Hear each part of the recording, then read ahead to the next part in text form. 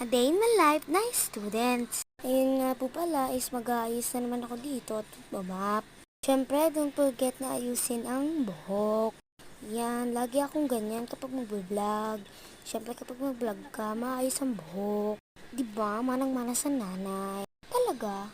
Paris! So, yan, magsisimula na ako magwalis. Naisipan ko lang magwalis kasi madumi. Kailangan namang hindi mo naisipan magwalis ang hindi madumi. Charis! Walang ganon. So, yan na ko na yung sa pinto. Hanggang mawalisin ko na yung buong tiles. Inalis ko nga pala yung mga nakaharang dyan at inayos ko lang din yung camera. So, yan. Niwalisin ko naman yung gitna dyan. Para naman lahat malinis. Uy, walang ganon. Charis! So, yan. Inayos ko na yung paglilinis at pinapunta ko na dun sa pintuan. Siyempre, alam nyo naman na kumasipag ako. Charis! So yan, habang nagwawalis ako, ay nag-e-enjoy na lang ako. Sorry pala, hindi ko na-videohan yung pagmamap ko. Sa iba lang na-videohan ko yung pagmamap.